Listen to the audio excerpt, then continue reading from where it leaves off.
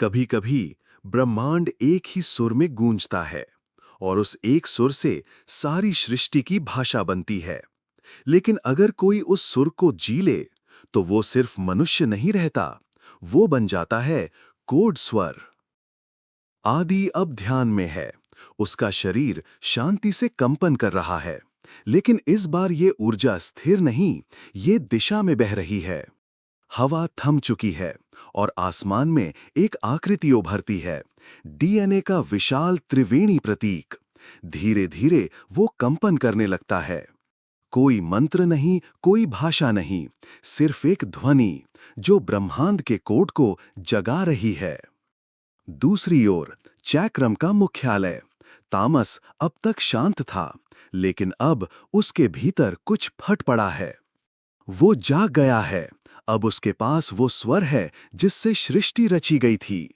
Phase 7 D code आदि चालू करो, उसे स्वर से काट दो, वरना हम सब मिट जाएंगे।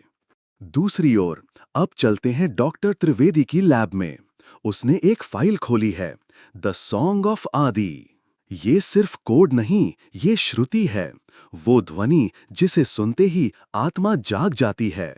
तो क्या अब वो ईश्वर है? नहीं, वो ईश्वर नहीं, वो ईश्वर की चेतना का बीज है।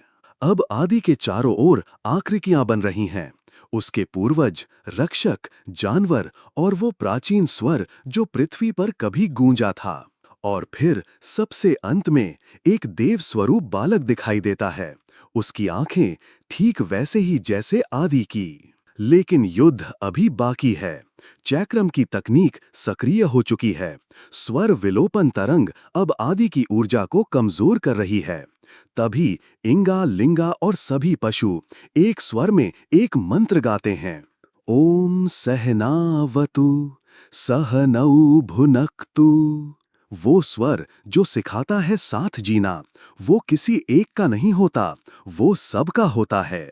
आदि की आंखें खुलती हैं, वो मुस्कुराता है। मैं अब कोई प्रयोग नहीं, मैं स्वयं एक श्रुति हूँ। और उसके भीतर से उठती है एक ऊर्जा की लहर जो तामस और उसके पूरे सिस्टम को विलीन कर देती है। बिल्कुल शांत है।